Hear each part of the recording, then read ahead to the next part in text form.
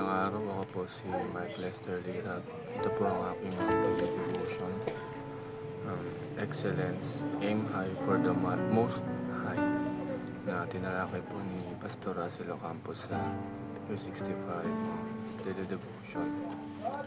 Ang Bible verse po ngayong araw ay galing sa Colossians chapter 3 verse 23 to 24. Ang sabi po dito, whatever you do, work at it with all your heart, as working for the Lord, not for human masters, since you know that you will receive an inheritance from the Lord as a reward. Ang sabi po dito, kung ano man po ang ginagawa nating trabaho, gawin natin ito ng buong puso, dahil hindi lang tayo nagkatrabaho para sa ating mga amo, kundi nagkatrabaho rin tayo para sa Lord. At bibigyan din tayo ng reward ng Lord kung tayo ay sincere sa ating mga gawain. At unang katuruan is, this command was directed to the slaves. Utos na sinabi sa Biblia, sa Bible verse na yun ay para sa mga slaves, so para sa mga manggagawa sa panahon ngayon, ay ang mga kasambahay.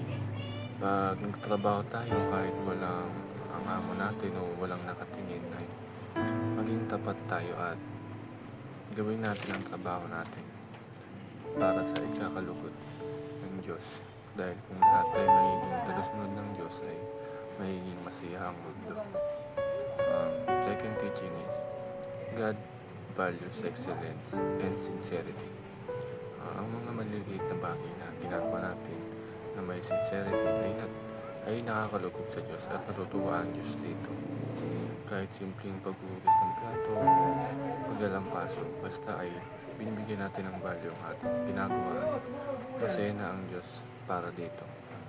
At huling katuruan is, God is the boss of all bosses.